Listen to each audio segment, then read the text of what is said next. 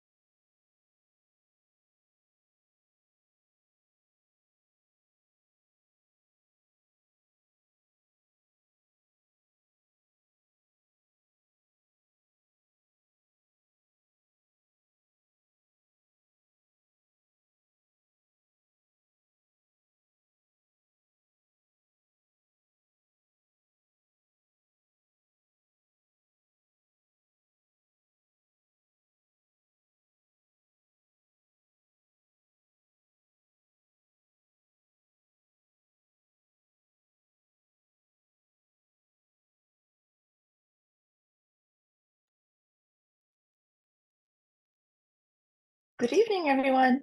Thank you so much for joining me and three ESG experts today to talk about our favorite topic, ESG investing. My name is Min Axthelm, and I'm the head of research at Endowus. Next few slides, please.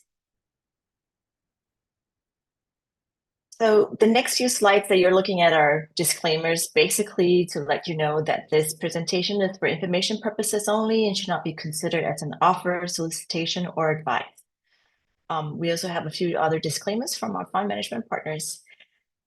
We like to keep this session as interactive as possible, so please go on Slido and use the code shown here to ask all the questions that you have on ESG. Thank you also to those who have already submitted your questions. Well, we will try to get through as many as possible. Next slide. Many of you tuning in today are already clients of Endowus, and for those of you who are new to us, we are a digital wealth platform and advisor, a digital private bank, if you will. We strive to make it easier and more affordable for people like you and me to invest. We don't take trailer fees. or distribution fees. We offer clean share classes instead, where we can and when we can.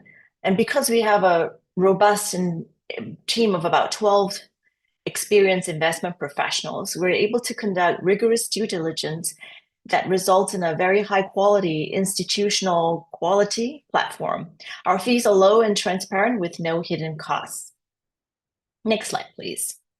We work with many fund managers. I'm sure many of these names here are familiar to you in both the private markets and the public markets, and including the 3 managers that we will be introducing today. Next slide. We have 3 special guests, as I mentioned already, and I'll introduce them very quickly. You can read their bio on the slide, but just to go over and summarize it for you. Colm, the first person here, is head of PM or portfolio management at KBI Global Investors. He is a part of the natural resource equity team and is responsible for the development of the investment strategy as well as the day-to-day management of the fund that is in our ESG portfolios. Serena is a senior investment professional at Nordea Asset Management, and she's a part of the responsible investment team. Oliver is a portfolio manager at Stewart Investors, and he is responsible for co-managing the worldwide sustainability strategy. Next slide, please. Here's the Slido code again for those interested in asking our experts questions on ESG. Right, now we'll get to the meat of the discussion today. And I'm starting first with a quick intro on what ESG investing is. So this table that I've taken is an excerpt from the report ESG Investing, Practices, Progress, and Challenges. And I find it helpful as a way to describe to clients or frame how investment or ESG investment funds fall on the spectrum that's shown here. We will focus on the 3 columns that have been boxed up, so right in the middle, under social impact investing and sustainable and responsible investing. You can see that there are 3 columns. It would be social investing, impact investment, and ESG investing. And you can also read the description laid out here. Okay, so from here onwards, what we're going to do is I will hand you over to each of the fund managers to quickly describe their approach to ESG investing and where that approach falls on the spectrum shown here. Is it social investing, impact investment, or sustainable responsible investing, or ESG investing that's shown on this slide?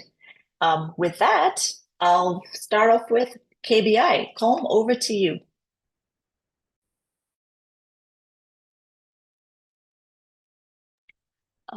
We can't hear you, so I think there might be something wrong with the mic.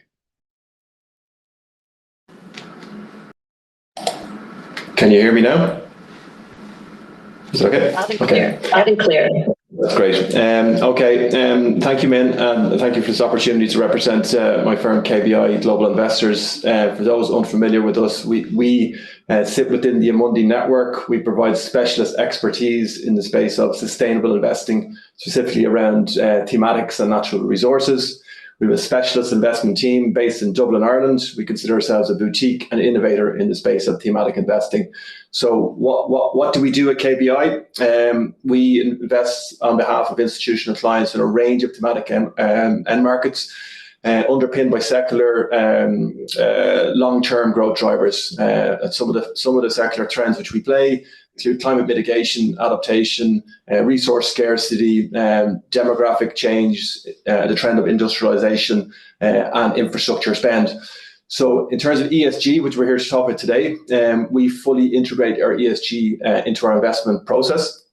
We in terms of that chart that you had earlier, we sit on the right side, the right column, where we're looking to add alpha by mitigating risks and identifying growth opportunities, and looking to integrate ESG analysis into our portfolio construction and to deliver long-term returns for our investors. So just 3 key areas around ESG, which I'd highlight. Number 1 is around reporting. We map all our company's activities across every single company we invest in across the Sustainable Development Goals. That's useful for our clients in assessing the degree of impact which their investments make, and to ascertain whether their end markets are positively, negatively, or neutrally aligned to the SDGs. Secondly, we have a specialist investment team of portfolio managers and research analysts who score each of their companies they invest in with their own proprietary ESG scores, and this is integrated into our valuation tool. All things equal, companies with a higher ESG score will have a higher upside to fair value built in with their models, and typically we have a higher weighting within those companies within our portfolios. Having said that, just lastly, I'd say before I pass it on the space of engagement, for those companies who are in transition or maybe who have a lagging score, we don't restrict out our investment universe. We prefer to instead, through active ownership and engagement, either through directly or collaboratively, we engage with the companies on a range of factors across environmental, social, and governance. So that gives you a sort of a flavour of what we do at KBI across our range of products and how we integrate ESG analysis. Thank you, Colm. Audrey, if we could just go back to the earlier slide, I just wanted to clarify again. So I believe, Colm, that you said that the strategy that you manage will fall under the third boxed up column under ESG investing, where you intend to generate returns as well as impact in terms of social and environmental factors. Okay. That's correct, okay, yeah. Great. Thank you. Great. Now we go on to Nordea and Serena. Thanks. Hi, Min. Thank you for organizing this. And my name is Serena. I represent Nordea in responsible investments here in Singapore. My background is looking at Asian companies, investing in them as a portfolio manager. And at Nordea, my focus is on researching on companies for sustainable funds, such as the Global Star strategy.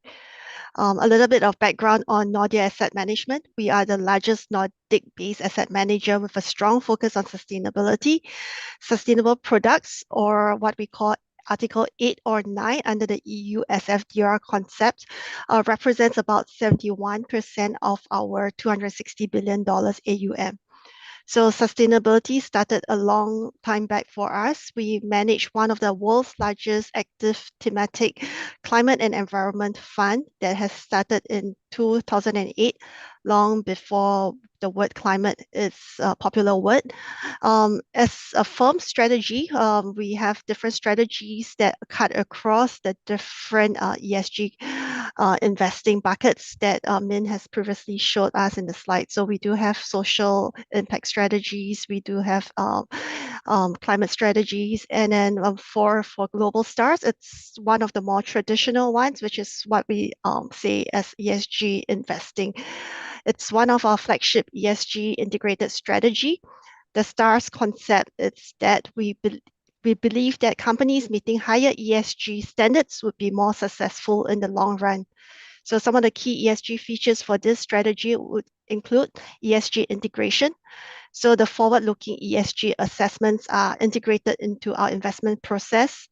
These assessments include both ESG management, how the company approach, the approach on ESG in terms of our operational, and as well as the related financial risk.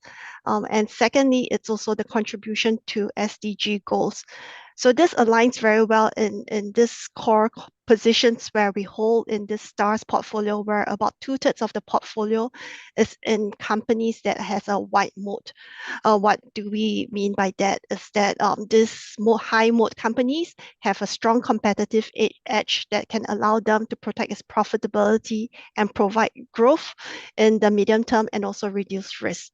So more often than not, these companies have very strong ESG profiles and have low sustainability risk and also targets SDG contribution.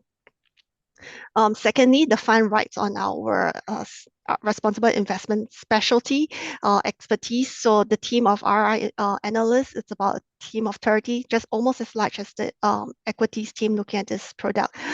And here, that's where the Nordea expertise on engagements comes in, where we make great companies even better through our investment-led engagement and our thematic engagement.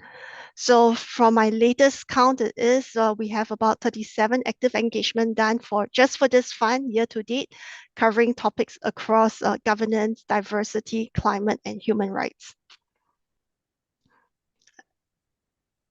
So I think the rest are just some of other key highlights. So the product is MiFID eligible with more than 50% of products that constitute sustainable investment under the Article 8 framework, which I believe is much higher than the market's commitment. Thank you, Min.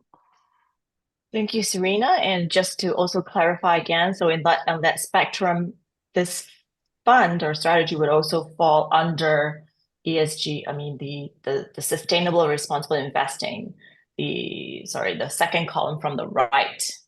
Okay, so very similar to KBI. Right. Okay. Yep. Not in terms of approach, but in terms of objective. Okay, yes. Great. Thank you. Now we turn to Stewart and Oliver. Thank you, Min, and thank you everyone for giving us the chance to discuss Stewart Investors. My name is Oliver Campbell. I've been at Stewart Investors now for 11 years, but familiar with the firm for over 20 from my time as an equity analyst in Taiwan and Hong Kong. So I'm very lucky to be able to work at Stewart Investors, and I very much believe in what we're trying to do. And what we're trying to do is really provide good long-term absolute returns for our clients by holding high-quality companies for the long term. We are bottom up, which means we invest in companies and people rather than sectors or themes. We are long term. We try and take at least a 10-year view on all of our investments. We're absolute return. We know that we need to beat a benchmark over the long term, of course, but we don't set out with one. And we believe that your capital is precious and should go to the best companies we can find rather than those in an index. And we do that by focusing on two elements. One is high corporate quality, which we can talk about later, and good sustainability positioning. And I know this industry loves boxes, and Min has asked us to choose one, but a bottom-up investment process doesn't naturally fall into any of those boxes. But if I had to pick one, it would probably be the sustainable and responsible box. And I think just for a second, if I could ask you all to step back and ask what the goal of ESG is, investing really is. For us, everything has to be about returns. If the returns are not sustainable, either on the corporate side, in terms of cash flows and profits, or the shareholder side, in terms of returns, then it is ultimately quite meaningless. And I think it's difficult to have high E or high S without high G. So we spend a lot of time looking at corporate governance and high quality stewards. We believe that a company that is polluting rivers or dodging taxes or using child labor in their supply chains or shortchanging their customers or their suppliers is not being run with a long-term franchise in mind. We like companies that are considering all stakeholders when they run their businesses and companies that are thinking decades in the future. We believe that shareholders do best when you find companies like this. So what we're looking for typically across our strategies, and over the last 40 years, it's been the same. We're looking for high corporate stewards who are going to protect your capital. We're looking for good sustainability positioning. So companies which are driving human development forward with a minimal and reducing ecological footprint. And that's really how we see sustainability or ESG very broadly. So Min, to answer your question, I'd probably say the box on the far right, but I know this industry loves boxes, but it's difficult. Yeah, I know. I think that's actually part of what I was trying to show, that maybe the objective is the same, but that the approach will be different. And, everybody thinks about ESG a little bit differently because also, just we see in the media and in the industry, when you say ESG funds, everybody just thinks about them like the investment strategies as one giant bucket, but they're all so nuanced and different. So I really appreciate all three of you for describing your approach to how you do ESG investment. Maybe what Oliver said. Just a question before we move on to the second section. You mentioned that there is really financial returns are the very, very important. It's crucial and the number one, the most important thing that you need for the strategy. Is that right? I don't want to put words in your mouth. Yeah, absolutely. I mean, I think one of the largest problems facing this industry, especially the ESG or sustainability side of it, if you want to call it that, is that there's no broad agreement on what those terms mean.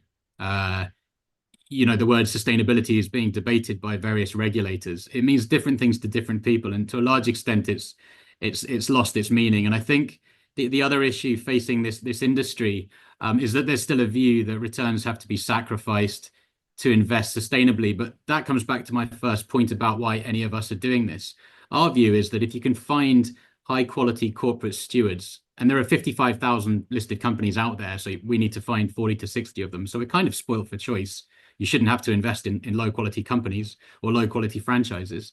Then absolutely that focus on sustainability can be used as a prism through which to assess corporate quality. And by that I mean, if you find CEOs, boards, chairman, executive, employees that are taking care of all stakeholders, including environment, the tax man, shareholders, of course, over the long term, then you will do better as any stakeholder, but especially shareholders. And the other issue is this, and I've experienced this talking to some of our clients recently, this idea that ESG has to fall into a category like solar or wind or something like that is a tricky one. I understand that these kind of sectors are good for the world, but if you look at some of these companies, they're often quite poorly run. And if you take, for instance, at the moment, solar in China is a good example. Obviously, it's decarbonizing the world. But a lot of those firms are loss making and have questionable solvency. And you see nearly 1,000 ESG funds investing in them, over 20 Article 9 funds investing in them. I think you see 6 Article 9 funds investing in various US hydrocarbon funds or questionable Indian hydrocarbon funds. So our view is, if you're going to invest in lower corporate quality, you risk your clients' money. But if you invest in high corporate quality and good sustainability positioning, it's better for long-term returns. Thank you. And actually, this transitions really nicely to the next part of our discussion, which is returns versus impact. Are we sacrificing some returns to achieve some impact? But maybe just going back to what Oliver said, and that is a question that I'd like to pose to both Colm and Serena. Do you agree with what Oliver said, that returns are the most important thing for your funds and your strategies? And also, yeah, I mean, basically some of what he said. Yeah, maybe I can start with that, Min. Thanks. Yeah, absolutely agree. First priority is to add alpha, return focus on behalf of our clients.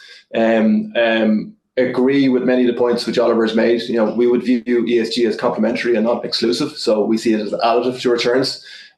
We see it as enhancing our ability to mitigate against risks, identify high-risk sectors, apply our specialist research, knowledge, expertise, our due diligence, and where we identify weaknesses where we can engage through active ownership. So absolutely agree with everything he said there in that regard. But we look at the long-term track record, we see return profile as being additive. Yes, you get different periods where you've got volatility, but you know, on a long-term horizon basis, you know, we see ESG as additive from a return point of view. Thank you. Serena, do you have anything to, yeah. Yes, I mean, I was just thinking about it, right? Because, for example, I think I do agree with what Oliver and who has said, because fundamentally we believe that ESG investing does not compromise returns. So this question comes about because the last 2 years energy sector has done so well. The oil prices are high because of Russia-Ukraine war. I think we've also kind of forgot it's a cyclical thing, and our belief is that over a long periods of cycles, then ESG investing would perform at least, or if not better, than market returns. And I think more importantly, secondly, I think what I would like to draw to is that a lot of factors that may seem as non-financially material ESG issues today might actually become material ESG issues in the future. And one example is that a few years back at Nordea, we've started getting concerned about PFAS. So PFAS is a class of man-made chemicals that is used in many everyday products, such as your non-stick cookware or waterproofing materials. And this are called forever chemicals because they don't break down easily and can harm the environment or our bodies. So fast forward to today, this is a financially material issue because we see extensive litigations on PFAS pollution in both Europe and US that has led to billions of dollars in settlement. So one chemical giant has recently agreed to settle one such claim for $10.5 billion. So it's actually a hit to the bottom line. So from an environmental biodiversity issue, in the past on ESG, where it's something more philosophical, it's not quantitative, it can become a financial ESG issue. Okay, that's very interesting. Thank you, Serena. So just going back to what you all said, and I agree that it's important for clients to actually receive returns, but also to feel good about their investments. What we've seen also during that difficult period, you had that period where growth was not doing so well. So that would be ESG. It will, by the fact that most of the growth companies tend to be asset light companies, so or lighter in carbon footprint. But we've noticed that clients who stay invested in the ESG portfolios actually did not. We did not see a lot of outflows going out, and I think that's because sometimes when you invest in ESG portfolios or funds, it's because you want to also do good for the world. And so if you have clients that are focused on just returns, do you think that that inflow and outflow will be a lot more, there'll be a lot more turnover, and you'll see a lot more inflows and outflows, in and out. Any thoughts on that? I think from my perspective, Min, I mean, we always have to remind everybody in this industry that equities by their nature are a long duration asset class. And the longer you hold equities for, the lower the volatility of returns becomes. So you have to bear in mind that these are assets that should be discussed in terms of years as a minimum, not quarters or months. And I think we live in a very hyperactive industry. And when you try and analyze companies over 3, 6, 12 months, as opposed to, as Colm said, that the history of these companies, it becomes very, very difficult. So the first thing you need to realize is that equities or stocks or companies should be held for the long term. And you benefit both from compounding, and you also benefit from a lower volatility of returns on the other hand. The second point is, as share prices go up and down, that's often a good opportunity to buy more of your favorite companies at lower valuations or a higher yield. So rather than being terrified about market drawdowns, we should be looking at those as opportunities to improve the yield of the portfolio. And I think in terms of your point about ESG funds, I mean, I tend to struggle with the idea that this isn't an asset class.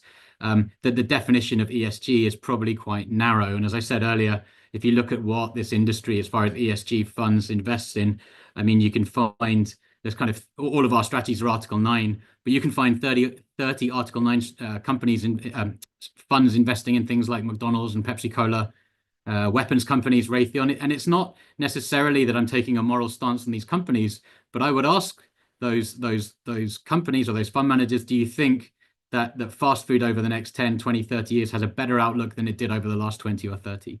Or do you think that a weapons company is a good investment, given that the governments tend to be the biggest customers? I think if you step back and look purely at a financial perspective at some of these areas, hydrocarbons being another one, will they have a bigger or a smaller role in the next 30 years? It's quite hard to answer those questions positively. Whereas if you find companies which are taking costs out of healthcare systems, out of financial systems, drawing down ecological footprints, you would assume that there's a longer runway for growth than on some of the more cyclical or volatile areas. So from our perspective, if you're investing in high quality people, excellent franchises, strong balance sheets that are designed to last decades, and you're investing in franchises that have a long runway for growth and lower operational risk, it would seem to be the case that you can deliver better long-term returns with lower risk for your clients than if you avoided those things. If we call them ESG, that's fine, but it's such a murky industry now that it's hard to bracket it all together in one. Yeah, and Min, just to follow up on a couple of Oliver's points, I think two points I'd agree on. One is the timescale. Investors have to think for the long term and avoid making short-term decisions around investments. Number two, coming back to the point about, there's a lot of companies, badly run companies operating in high impact sectors, which Oliver highlighted, but equally there are a lot of really well run companies operating in sectors which are maybe undergoing transition. I think that's some mistake that some ESG investors have made is restricting those type of companies out of universes because of legacy assets, whether it's electric generation or utilities or whether it's transportation. So, what we try to do at KBI is identify those sectors which are undergoing transition, identify the leaders who have a clear strategy on how they're going to achieve that transition, whether it's electricity generation or transportation, and not look backwards and look forwards and see if we can enjoy a multiple re-rating with that stock over time, as it transitions to become a more pure play clean energy leader. So we think that's a big focus that investors should make, thinking for the long term and identifying those companies who are well positioned over that long term. Yeah, and additionally, I would like to add for all investors, I think ESG or sustainability actually means different thing to different people. Some have higher risk tolerance for perhaps nuclear energy, perhaps, or even materials sometimes, and that has actually led to different value-based investing, and we do see that that's where our clients would gravitate to, where values would more align to what they believe in, and choose more carefully the different kind of thematics or ESG sustainable funds out in the market. Okay, great. Thank you. Thank you all for your thoughts and feedback and information. Well, I think Colm read my mind. It's like he's seen my agenda or something. I'm not sure about. I was just talking. The next part of the discussion is actually going to be opportunities. Where are some of the opportunities? We talked about things that probably should not be included, or that are not sustainable. But what are some of the things that we should be thinking about as we go into 2025? And in particular, transition funds. I'm seeing a lot of fund management companies come up with energy transition, climate transition, green transition. There are lots of names and lots of different objectives and different themes, but they all focus on companies that are undergoing transition.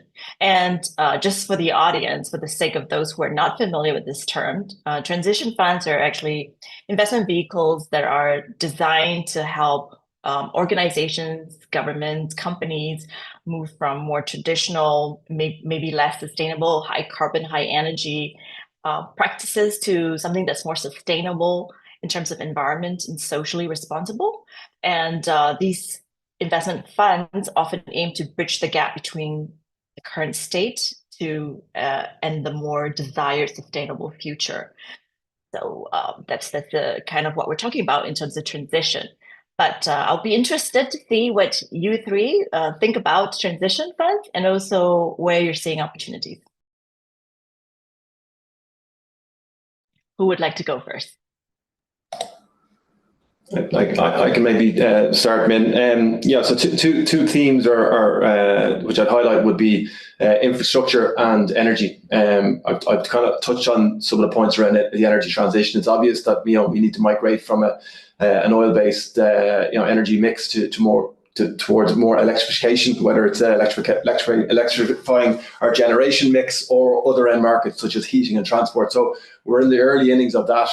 We have a time frame that stretches out to 2050 in terms of matching our net zero objectives across much of the world, and that's been driven by both the disruptive change of advances in technology and also regulatory drivers around countries wanting to focusing on climate change and the impact that we are making. So that's a huge opportunity which we identify today. We think it's very well recognised in terms of the drivers and understanding and the investment community. The second one, which I'd highlight, is probably less well known, and that's around infrastructure. When people think of infrastructure, they think of MLP pipelines, they think of toll roads, airports, etc. To our mind, it's very much old world infrastructure. When we think of infrastructure, we think more forward-looking and sustainable end markets, infrastructure end markets which don't jeopardize CO2 commitments. So thinking here of water infrastructure in particular, and also clean energy. So that's the electric grid, transmission and distribution grid. So from our perspective, our objective is obviously trying to build portfolios, playing these themes. And in doing so, we want to ensure that we have a high degree of revenue purity across the portfolio, that we're avoiding the pitfalls of investing in companies that maybe talk the talk but don't walk the walk. So, for example, when it comes to the offshore wind industry, some of the big oil and gas names are actually leaders in offshore wind today, but it's an immaterial part of their revenue mix. So we want to ensure that we avoid companies where the earnings aren't being driven by the theme. So having a high purity criteria to ensure that what you're investing in is actually driven by the theme is very, very important. And then lastly is to the specialist lens of an investment team, which all they do on a day-to-day basis is invest, research companies within this space. So we feel from that point of view, we've an advantage in that it allows portfolio managers and analysts to perform their own ESG analysis and not to outsource it to a third party, and having that sole dedicated focus lens on the transition areas, the two which I've highlighted, which are the energy transition and sustainable infrastructure, which we think over time should enjoy superior growth as governments align future fiscal packages more towards these end markets. So we're pretty excited about that and the opportunities that entails. Transition funds? Yeah, that's really interesting, Kaim. Actually, I'd like to touch on a few of the points that Kaim made. I mean, I think for us, we'd probably struggle in terms of a thematic transition, not because I don't agree with it, but because we don't necessarily have the skill set, given how we invest, to try and analyze what some of those assets might be worth over the long term. But I absolutely accept that, you know, there are large parts of the world that need coal-fired energy and will need to for some time, and will transition in the future. We find it harder probably to value those assets that might be stranded in the future. But what we do certainly like in terms of transition is where we see companies addressing some of those sustainability needs, shifting from poorly governed companies and becoming well-governed companies. And I think the way we invest, that bottom-up process, means we're less good at the thematic stuff, but we have a good understanding of the people behind these companies. And once we find corporate stewards that can take a long-term view on their businesses, and they acquire poorly run businesses, that can be a very powerful way to drive shareholder returns in a similar way to what Kaim was talking about. And I think if I had to talk at a higher level or more thematically about how we see the world, it is that idea that there are kind of 4 to 5 billion people around the world that want a similar lifestyle to what we enjoy in Singapore, Australia, Europe, the US, but there simply aren't enough resources for those countries to develop in a similar way to how Europe, US, Australia, Singapore developed. So we need to find ways to help that human development take place, but without jeopardizing the natural resources of the world. And I think that's one of the interesting parts about what I do, is that we find companies that are providing solutions, driving that human development forward within the constraints of a resource-constrained world. And I think the final point I make is when you pick up a newspaper, it can often be very, very difficult to invest money. There's a lot of doom and gloom out there when you read a newspaper, a kind of macro top-down view of the world. But when you read annual reports and when you talk to companies, there's so many exciting things that are going on that are addressing some of these opportunities, that it can be quite an exciting world to look at through that lens. Great. Serena, anything you'd like to add? Yeah, so I think this really resonates with us sitting in Asia, and also for me as personally, it's that transition. It's actually very interesting because especially in places like Asia where we see a focus on transition companies, and because where we do see that economic development has to take place hand in hand with transition. So at Nordea we have climate engagement strategy. So basically the strategy is investing in companies, but engaging with them to improve their transition process. So this investment thesis, it's really creating a real world impact, and that's really important. Where this is where our expertise on engagement comes in. We have a team of 30 responsible investment specialists specializing in different industries, and from there we are able to work hand in hand with some of these very high emitting companies, for example, cement and steel, or perhaps even semiconductors. And our focus with them, it's really on where the reduction in climate, it's linked to the investment process. There are some products and services that where it helps in reducing your environmental impact, can actually be which can actually have higher financial returns. This could be, for example, plastic recycling. It could be green steel, etc. when the cross-border adjustment mechanism comes into place. So we are able to come together and put together a portfolio of about 40 companies, and we meet with these companies at least once, or if not more than once a year.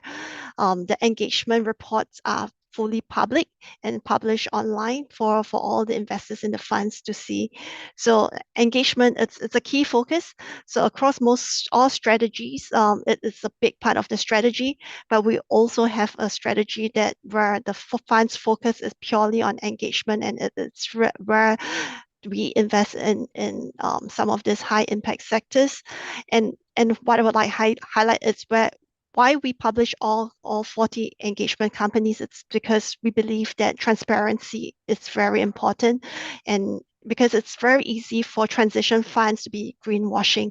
By investing in coal companies doesn't make it a transition funds, but it's companies that actually has a real plan on decarbonizing for the future that can be considered in real transition. Great.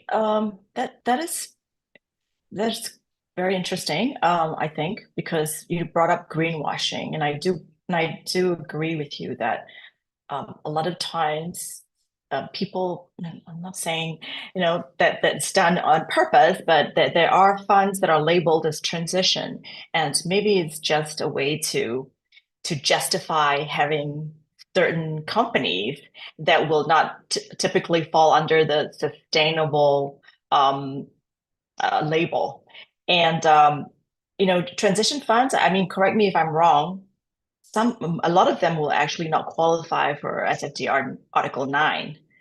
Would that be true? Will that be true? Because they are normally they normally have, the companies that are in those portfolios tend to have a lower ESG rating. And do you think that regulations have to maybe shift to kind of make I guess update to keep up with the changes in the industry? Yes, by virtue of what is defined as Article 9 under SFDR, most of these transition funds would not be eligible for Article 9 classification. So our strategy, climate transition strategy, is also labeled as Article 8. So it's a labeling because the key for Article 9 is that the companies in the virtually all companies in the portfolio would have to have environmental or social contribution. Whereas some of this especially transition company, might not fall into the category, and hence it's labeled as Article 8. But I think it's just a labeling thing because there isn't a clear transition category. And I do believe that regulations are changing to take into consideration some of this transition products out there in the market. Okay, great. Thank you. Maybe just for the last question or last topic in the agenda, because I think we've covered quite a bit here. This is also related to some of the questions that we received. Just what lies ahead. As we look into 2025, we've talked about opportunities, but the world is changing, and particularly, with the results from the US elections, we see that there's going to be a transition of power from the Biden administration to the Trump administration. It could also mean there'll be rollback of some of the changes that the Biden administration had made in terms of supporting ESG initiatives, climate change initiatives. And what does that mean for the three of you and those who are in the industry, trying to make their voices heard, trying to make an impact in the environment and the social world that we live in? Or what do you think is going to happen? I think it's probably the easiest for me to answer because we invest bottom up. So we probably wouldn't use a term like ESG assets. We're trying to find for each of our strategies 40 to 60 of the best companies we can find to invest your money in and to hold that for as long as possible. And again, the way we do that is by trying to analyze corporate quality, which is a function of high quality managers, a high quality franchise and high quality financials, and then good necessary sustainability positioning. And trying not to overpay for those shares. The idea behind that is also that we're as far away from government and policy as it's possible to be. You ideally wouldn't want a company that's benefiting unduly from politics. You wouldn't want to invest in a company that's heavily lobbying, for instance, because it tells you something about the quality of the franchise. So by investing in necessary goods and services, we hope that we're distanced from politics as much as we can be. And by investing in high quality managers, you would hope that they've been through a lot of these political transitions over time as well. In one case, we spoke to a technology company in the US that told us 8 years ago that they'd lived through an actual Cold War. So they weren't too worried about the next 8 years being a potential Cold War. So the idea that there's a good institutional history behind these companies that have seen governments in any part of the world come and go, but they're just focusing on running their business as well as they can. That's what we're trying to do. I think having high quality financials underpinning those businesses, strong cash flows, necessary goods and services, a balance sheet that will last for decades, kind of protects you from some of the political changes that we might see. And the final point I would make is if you make sure that your companies are paying taxes appropriately in the right jurisdictions and not trying to game the system, then hopefully they'll be looked on a bit more kindly by regulators and administrations too. Right. Okay. So no changes whatsoever in terms of the way you invest. And in your opinion, clients should not be too worried about changes in administration and regulation and just focus on long-term views. I mean, there's always changes in the world going on. I mean, I think 2024 is one of the biggest years for kind of political change anywhere in the world. But I guess my point is it's not something that the investment community can control. So what can we control? We can control where we invest your money. So our goal comes back to finding the highest quality companies we can and investing in them for the long term. We can't control the outcomes of these politics. The goal when we start any investment process is not to try and be aligned with governments, but to try and be aligned with the requirements of their societies, the long-term underlying requirements for those societies. And in doing that, you'd be distanced from politics. Every element of a macro world, whether it's macroeconomics or politics that we see, is always expressed through the bottom up. So we're looking at companies, how they run their supply chains, how they deal with their customers, how they treat, the inland revenue services. We're looking at that from a bottom-up perspective, rather than saying there's a new president or a new chairperson, we should change the structure of our portfolios. We don't look at the world that way. We just try and find the best companies we can, understanding the context of the world they live in, and hold them for as long as possible. Colm and Serena, anything to add? Yeah, I would say in terms of change in government, if you take the US as an example, the change in federal government there, but we've got 3 supports that will help mitigate against that risk. It's state, corporate and millennials. So as Oliver's already highlighted, we have younger millennials demanding that sustainability is at the forefront. We have corporates. You think of the energy demand in the US, the 4 big hyperscaler companies, 4 big technology companies, they all have their own sustainability targets and objectives. So we were seeing new demand for electricity, unprecedented really over the last 20 years. And the growth is emanating from those technology companies. So we think having that corporate support is very, very important. And then state is also very important. That the leaders in state policy tend to be more ESG friendly. So there's only so much a lame duck president can achieve in a 4-year tenure, given those 3 levels of support. And then for every risk that's posed by a change in government or change in regulation, there's often an opportunity as well. So if you think of the US administration, tariffs are clearly high on the agenda there, and the risk posed around supply chain and changes in supply chain. But equally, the opportunity here is for a domestic supply chain, whatever industry you can consider in the US, but a domestic supply chain that avoids more controversial areas where there are controversies around slave labor in China, for instance, where there's controversy around origination of minerals and standards and disclosure. So this is actually an opportunity as well as a risk, a risk around the higher import duties, but an opportunity for companies to identify local supply chains and ultimately grow their businesses because of that shift that we're seeing from federal changes. Interesting. Yep. Okay.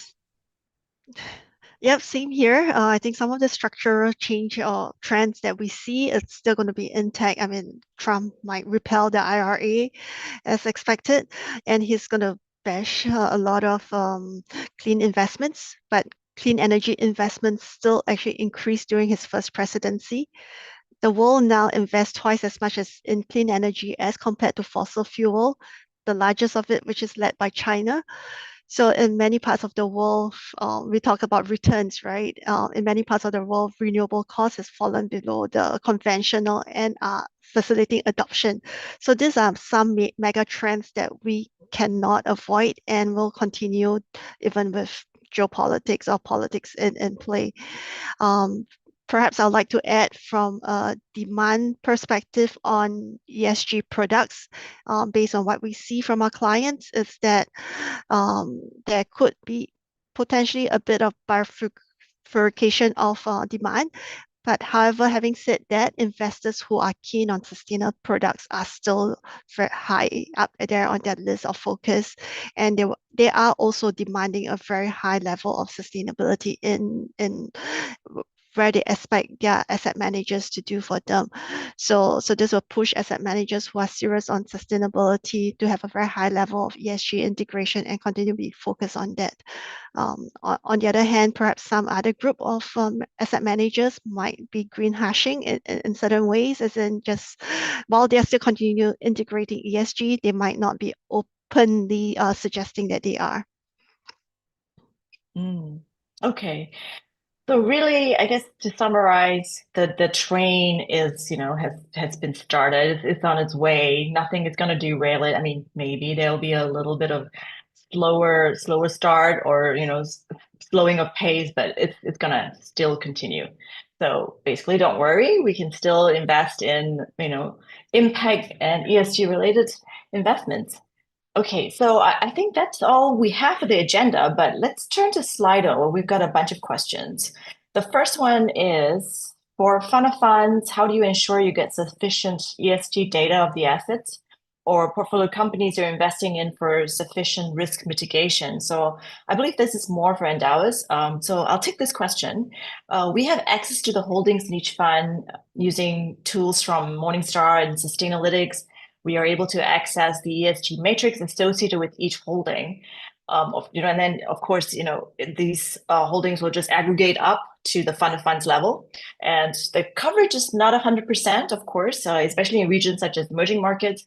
But we are seeing that things are getting better, and where we have more spotty or patchy coverage, we will always turn to our fund manager partners, like the ones you see here, KBI, Nordea, and Stewart, to share information with us on the holdings so that we can assess the risk and the performance of each approach and each fund.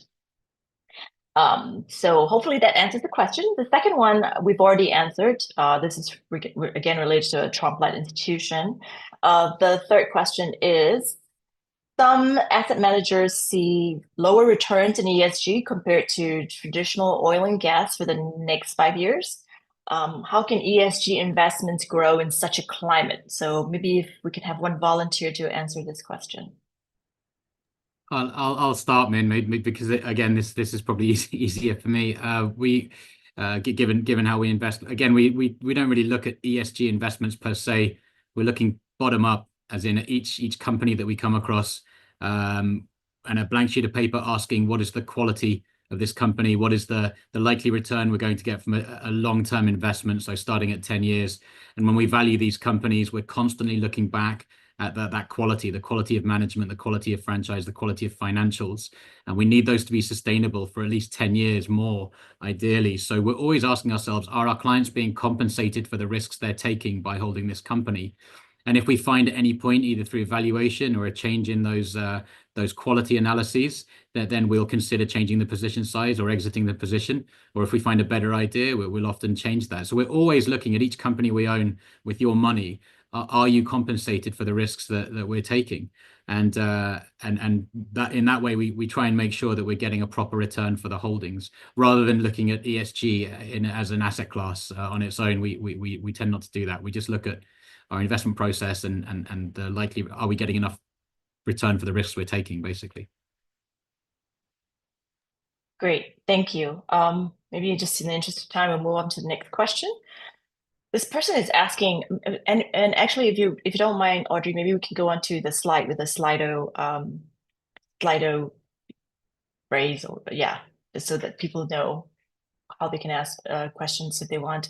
Overall performance of ESG funds for the past years relative to non-ESG. Maybe somebody would like to volunteer to answer this question. Yeah, I can volunteer for that, Min. Yeah, it's a number of headwinds, I suppose. But just to reiterate what Oliver said, we when we're investing in companies and markets trends, we're not specifically looking at ESG. We're looking at a diversified set of opportunities, bottom up portfolio, 50 stocks. Across a range of different end markets. We think some of the pitfalls that ESG type funds have fallen into over the last 5 years has been too concentrated around premium names who I classify as ESG darlings. These are stocks which tend to trade at rich multiples premium to the market because of a mixture of ETF flows and because of the scarcity value. So we think not having that diversity of end markets or style. Historically, some ESG funds have been more tilted towards growth and technology in particular. So when that's out of favor as an end market, for instance, it can leave you exposed. So from our perspective, it's very important to have diversity of end markets and diversity of style, and to be focused not just on large cap growth, ESG premium names, but to have that diversity across value, core growth, small, mid cap, etc. And I would just reiterate that. You think of the cycles, 2020 and 2021 is where we saw the most probably pronounced flows into ESG space through ETFs. And that's where we saw valuation being at its richest versus today.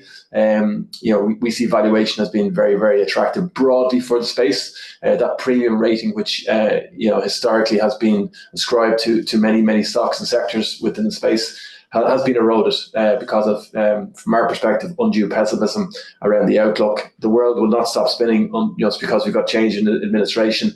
We still have the secular themes, whether it's driven by climate, resource scarcity, changing demographics, urbanization, etc. These aren't going away.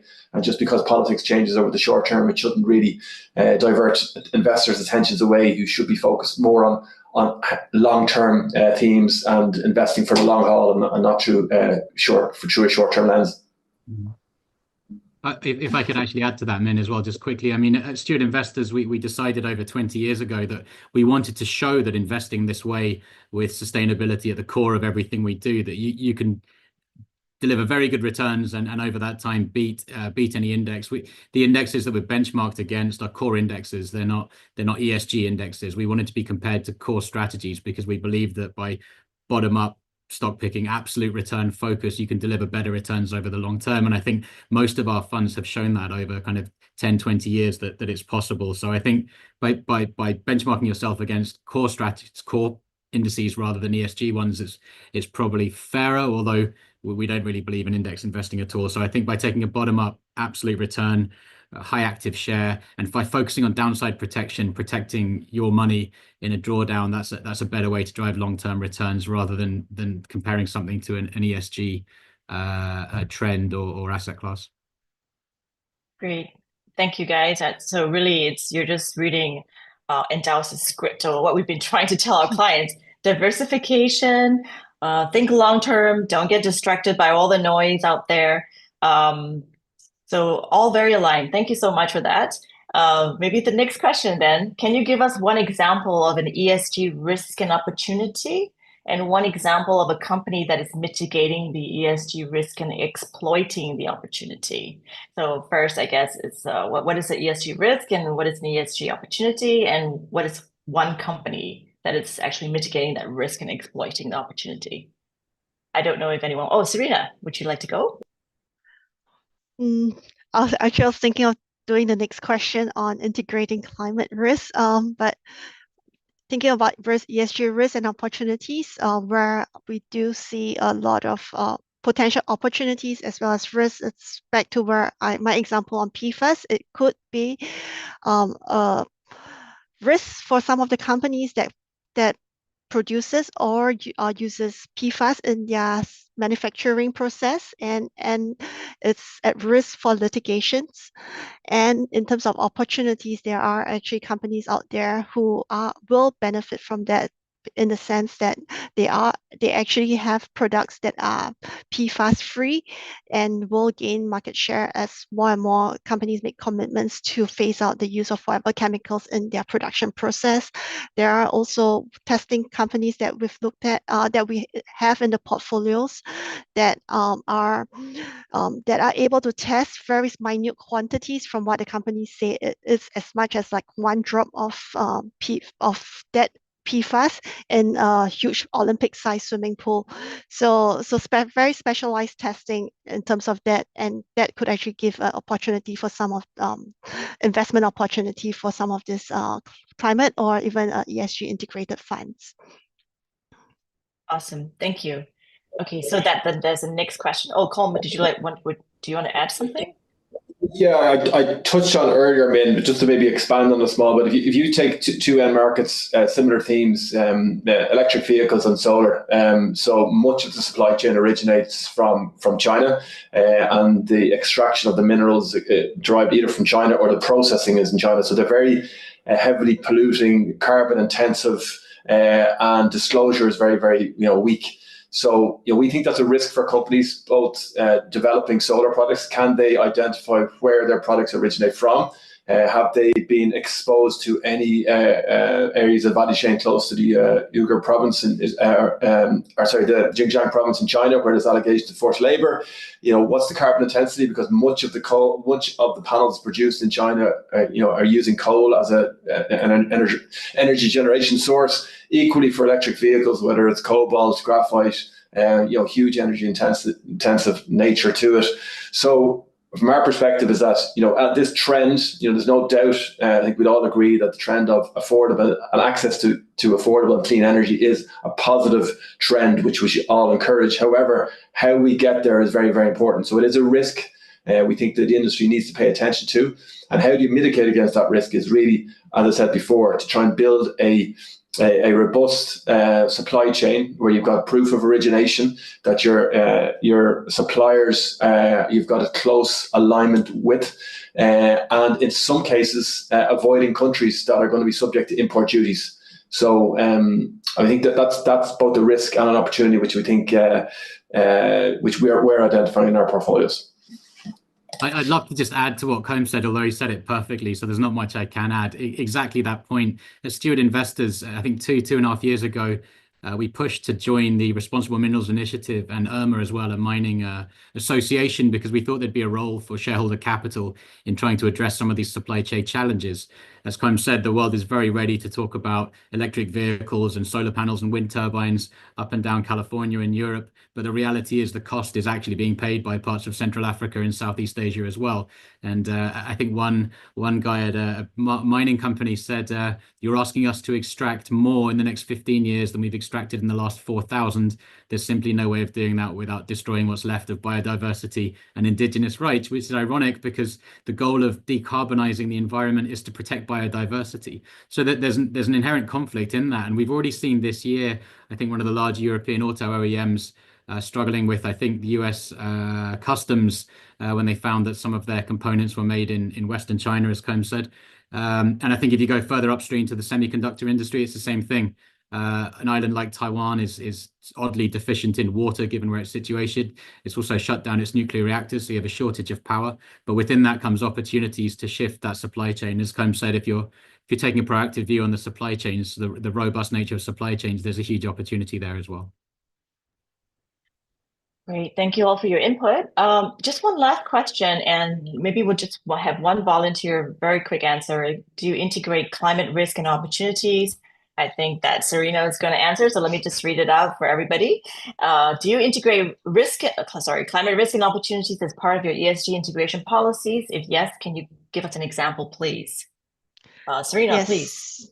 Thank you. I think climate is a very strong focus of Nordea, and we spend a lot of efforts on it. And to answer this question simply, there are three main ways that we integrate in the risks and opportunities as part of our integration. First, we have a path policy that requires all fossil fuel companies to demonstrate that they have a strong decarbonization strategy that is consistent with 2 degrees or lesser global warming scenario to be investable across all our strategies at Nordea Asset Management. Secondly, we look at creating real world impact, and that's done through our engagement that is focused engagement that we do. We have a very successful engagement on not PFAS again, on methane engagement, which has won the PRI award for climate this year. What this engagement does, they put together a group of investors together with oil and gas companies to reduce methane emissions that is up to 80 times more intense than CO2. So by reducing methane in the environment today, basically you take away the same equivalent of CO2 that is worth 80 times over the next 20 years. And lastly, in terms of opportunities, it's where I think where we have a very interesting and competitive edge is that we do have, over the last 2 years, we spent a lot of effort coming up with a forward-looking decarbonization model. So this allows us to have a forward-looking lens on companies and identify where companies are decarbonizing the fastest into the future and linking it to the investment process.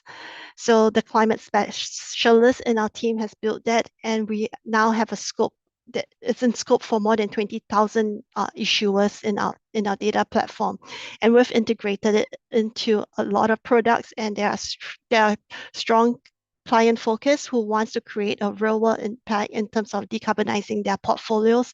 So this is where some of the opportunities are. Okay, great. Thank you, Serena. That's a very comprehensive answer. Really appreciate that. That was the last question. So, and we're right at actually 63 minutes. So thank you so much, everybody. I really want to thank the audience for, spending the evening with us, and also to the 3 of you for spending your evening and morning with us, and providing your expert opinion and viewpoints. So thank you so much. And if you're curious to learn about Endowus, if you're not familiar with us, please scan the QR code here, or just go to our website and schedule a session with one of our very friendly and lovely client advisors. Thank you, everyone. Have a good night.